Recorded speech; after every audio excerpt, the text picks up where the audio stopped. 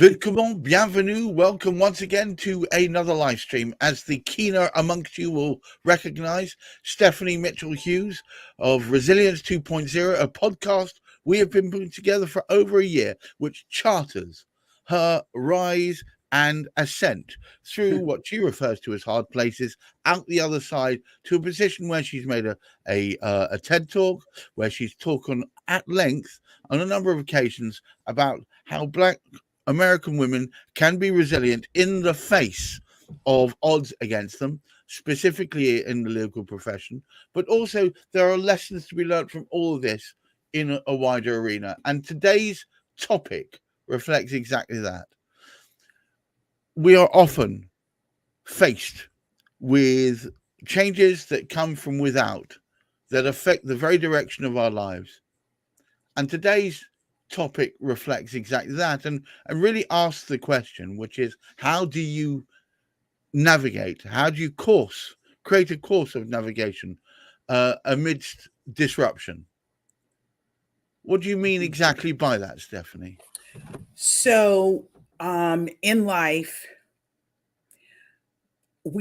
each one of us there are going to be changes, things that are going to happen, that some of them we can't anticipate. We know that they're happening. Others we don't. They come seemingly just out of left field, and you're there. And the question, and one of the things that can happen, if we don't, I think, make a choice or a decision on how we are going to navigate the change, the disruption, we can just get stuck in it like an undertow.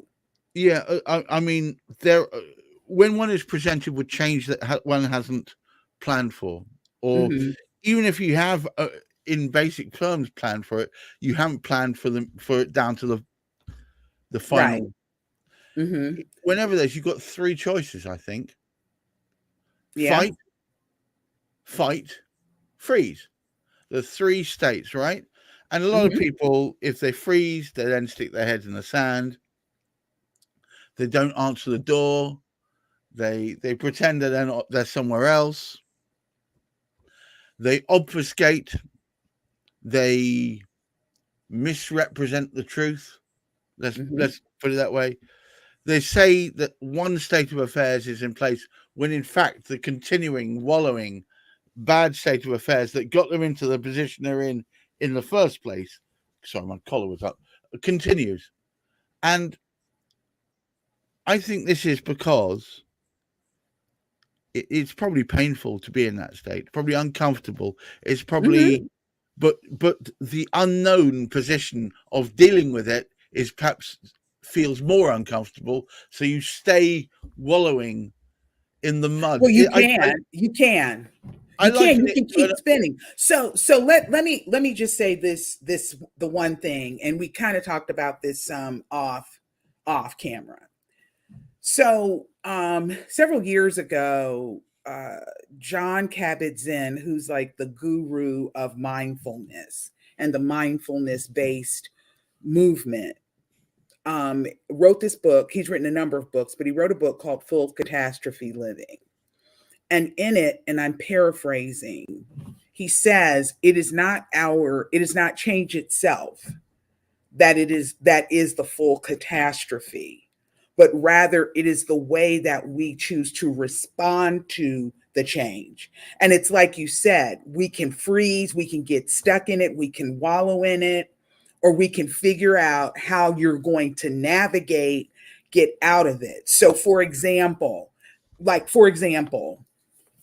over the last 2 to 3 months, I have at least about 6 or 7, maybe even, I think we might even be up to 8 people who I know have passed away. And their deaths, in most instances, those things were not expected. My brother died earlier this year, not expected. Very sad. And everything. And so that grief can just be so incredibly heavy and difficult. All encompassing. It can feel like And it does. trapped in it. It does. I mean, it is like trying to swim, walk in half gelled jello, you know, but then it's like every single day you have to get up, even though it's hard, and you'd have to take a step, and then you got to take another step. Because even though you don't want to be on this road, you did not want your friend, your loved one, etc., to die. We don't even have to go to the extreme of, well, to death, because that's like such finality in Right. terms of change. Right. But you could lose a job. Right. You know, you could, I mean, whether you loved it or not, what have you, you could lose your job. And then it's like, okay, well, now this has happened. It's maybe have been unexpected. And then how do you move forward? Well, what do you do? I think the first thing to appreciate is it's rare that any of these unexpected items are a threat to life. I mean, it can be a threat to life, but it's rare. It's more likely a disruption, something that suddenly throws all the cards up into the air. So I think one of the most important things is to take a beat, take a breath, stop, assess. And although that may be really uncomfortable, when you knock the bowl of sugar over and it smashes on the floor and there is sugar and broken glass everywhere, you probably last thing you want to do is take a look at it. But the first thing you do is work out, where is there a threat to your life? Where are the broken glass? Where are the bits? Let's sort them out first. And then you've got to hoover up all the extra sugar and clean it. And then you've got to make it so that you're comfortable with the situation. Maybe get a new bowl and fill that with sugar. The point I'm making is you can only deal with it bit by bit. And you've got to deal with, but you need to assess where you are so you can work out what steps you need to get to. It's sometimes really hard to get to the point of just assessing, because you're stuck.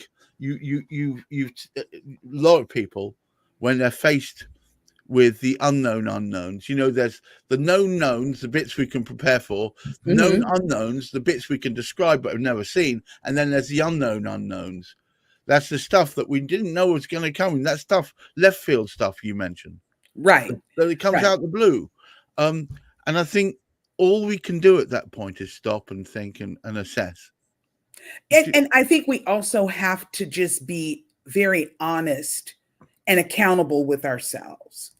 I try to do that. And so today I need to be a little bit accountable. I need to tell some things about myself, because I believe very much in figuring out how you're going to stand up every single day, how you're going to get out of bed when it feels like you're walking in quicksand almost. No, whatever it is can be so strong.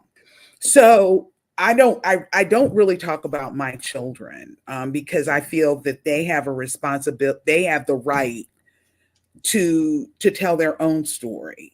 I do my work. And I don't try really hard not to bring them into the middle of it. But on this particular occasion, in the interest of holding myself accountable, I have to talk about a change that I am trying to navigate. And it's a good change. It's a happy change.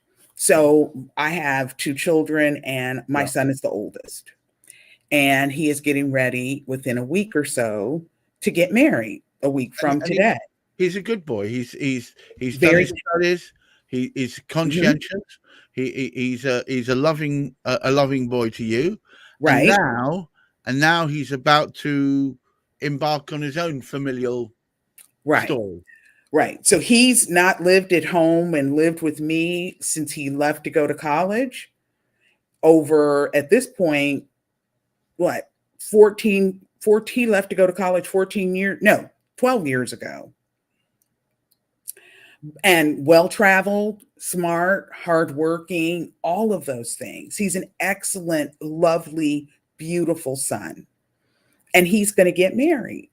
And so I'm looking at that like, okay, that saying that we were talking about, a son is my son until he gets a wife. My daughter's my daughter all of her life. That old saying. And the thing that I have said to my son is his first responsibility is and will always be to his household, meaning him at this point, him and his wife. And plus, they have a dog, the only dog that I have ever not been afraid of, Luna. Luna, I call her Luna Boona, but she's a lab, a black lab. And so he's responsible to them. Yes, I'm his mother, and I don't think that he's going to necessarily forget about me, but my proximity to him is going to change as it necessitates that. And it would be easy for me to say, but he's always my child. This is my son. And I don't want to share him with anybody else because he's mine. He's always been mine, you know, and but then there's that thing of me recognizing that this is a shift, this is a change, and I have to let even more of him go. Right. And that in and of itself could be difficult, and I could behave there in a very difficult way instead of cheering him on. You know, I could say, well, I could have an attitude about the whole thing. I'm not going to this. I'm not doing that. Why is this? Why is that? And my son is going to marry a lovely, lovely young woman, very sweet young woman, very kind and generous person. And I'm really glad for that. And I'm happy for that. And I like her family. And I just think that it's great. But I can't not necessarily look at this as a loss. I'm losing my son. But maybe instead of that, and I have to, keep my own counsel, I have to hold myself accountable and say, okay, this is another shift and another change. But can I ask you, and I'm going to I need to fully embrace that. But why?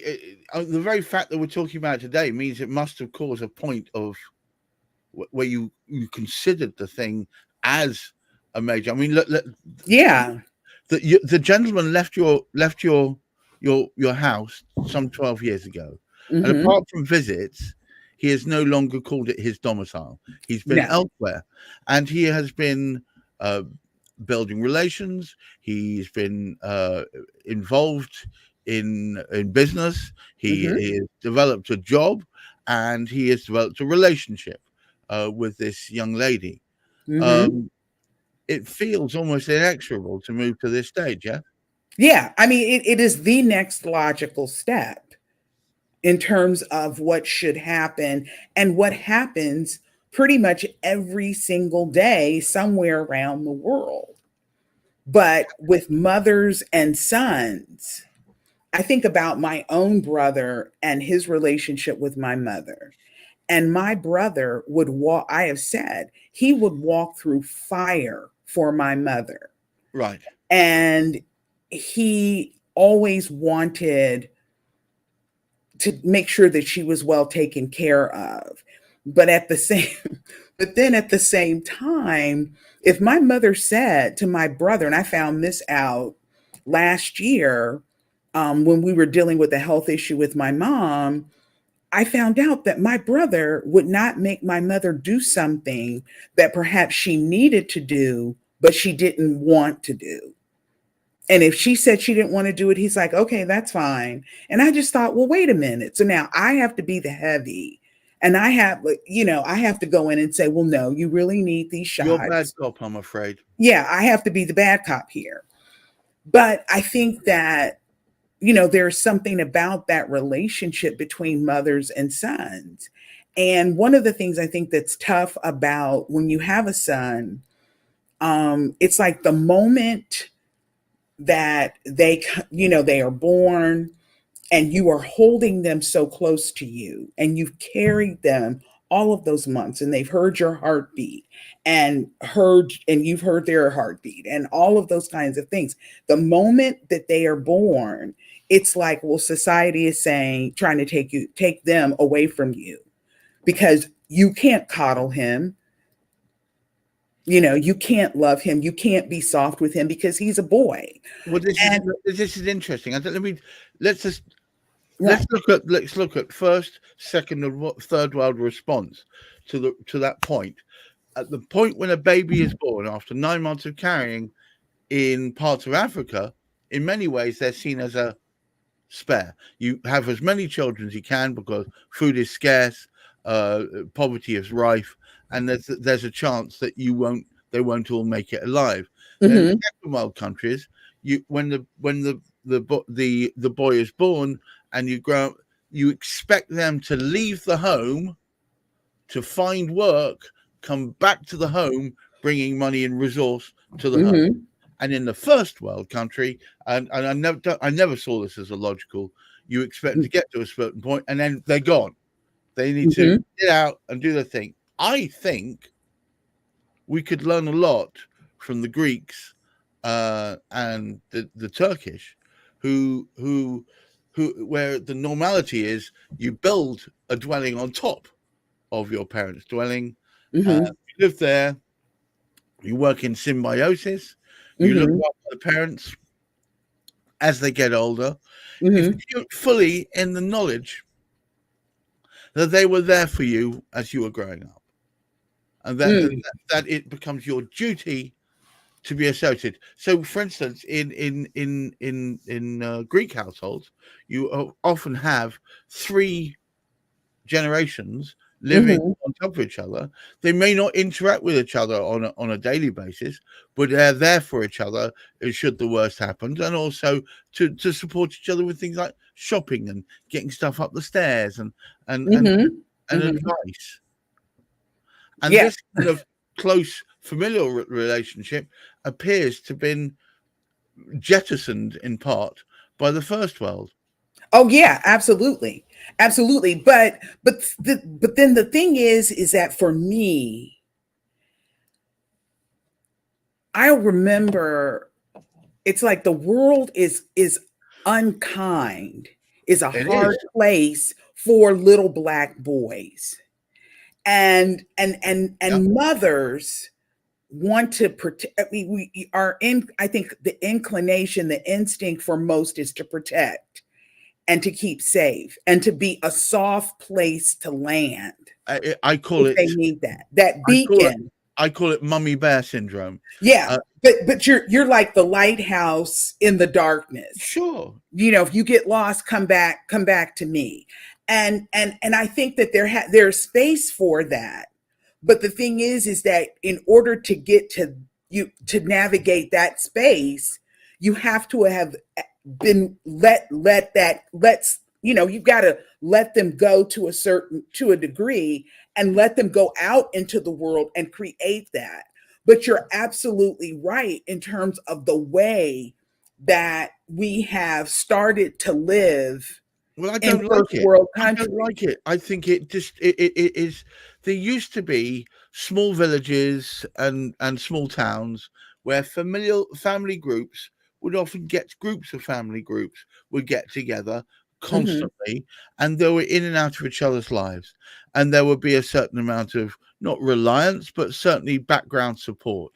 Now it appears that we when our children get to a certain level, we kick them out. And if they fare for themselves, sometimes we're there for them, sometimes we're not. And I think we're losing our way in general family form in this country and across the pond with you. I think the implication is almost once you're at a certain age, we kick you out the nest. We're not blackbirds. We're human beings, and essentially we're soft, easily broken animals. We need to look after each other's best interests. And that's, I know some people listening to it say, oh, what a left-wing socialist do-gooder attitude. I don't think that is.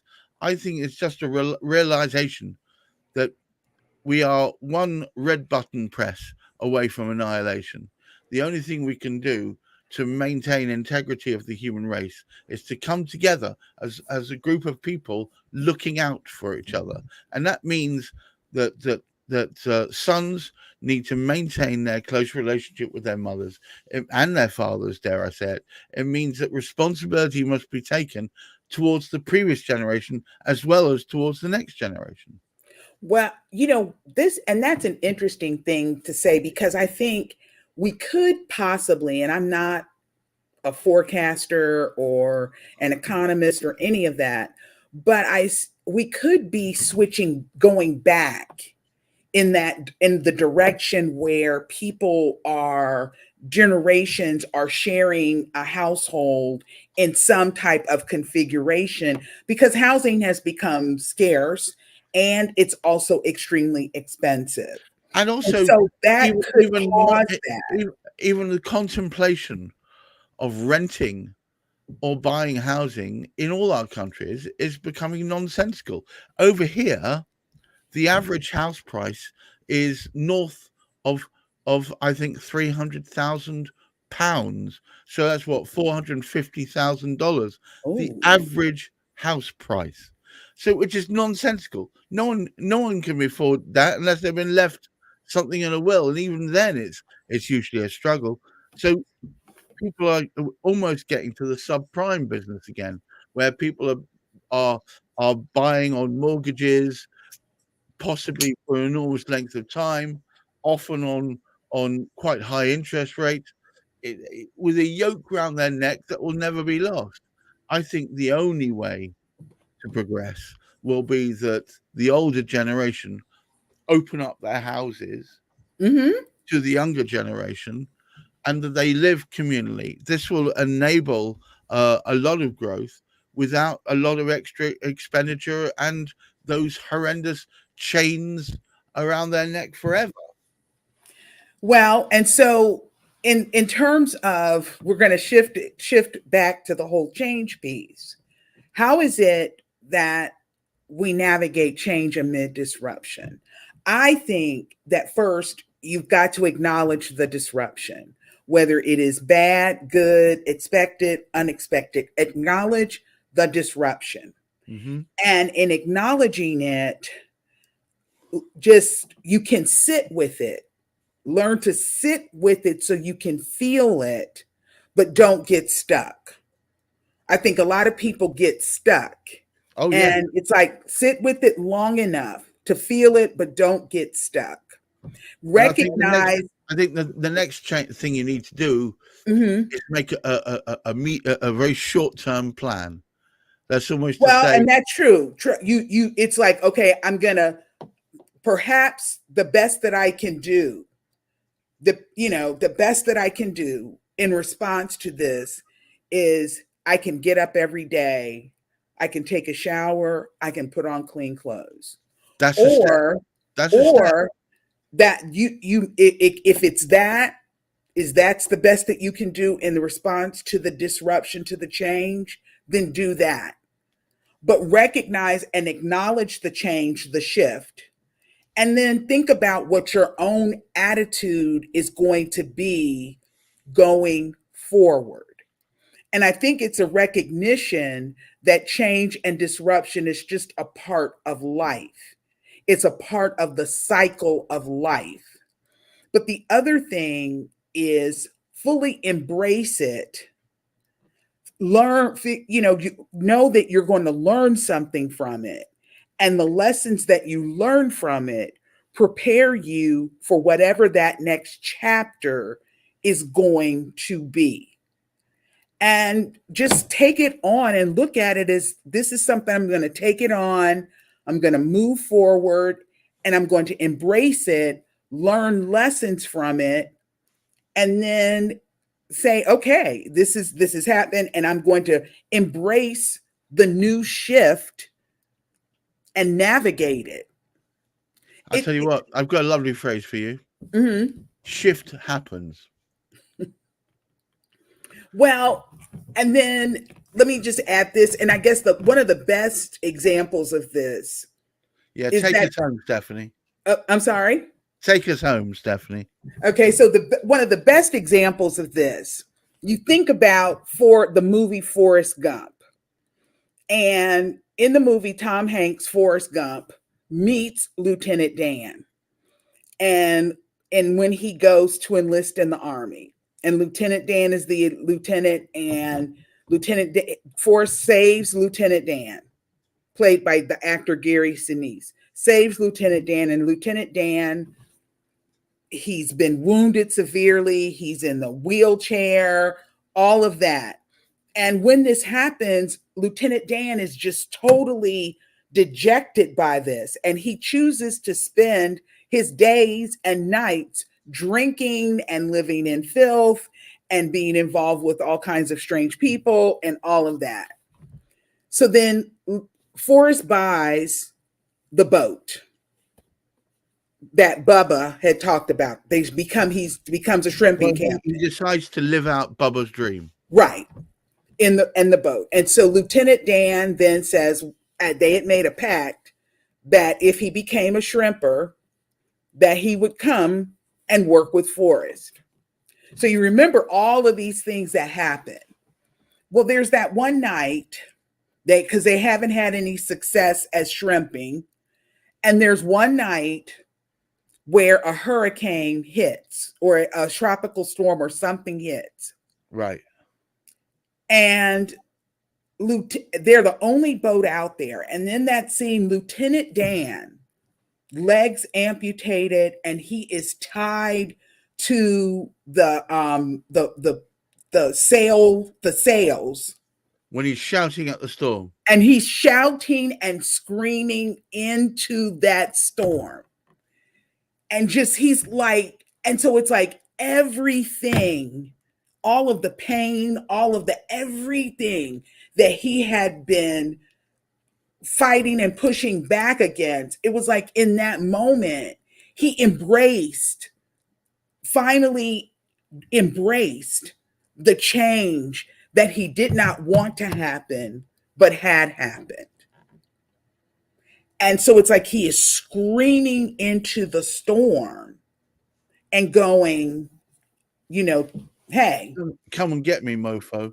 Yeah, basically, yeah. You think you've taken me down? You think my legs being amputated, that I'm not the hero, the hero that, everybody else in my family's been? Okay. You think that this is who I am? This is the best that you've got? Scream into the storm and get up and go, okay. This has been Resilience 2.0, and I'm very proud to say I'm associated with Stephanie Mitchel Hughes. We do this as often as we can, usually every week on a Friday, and we hope that you guys are getting something from it as much as we do.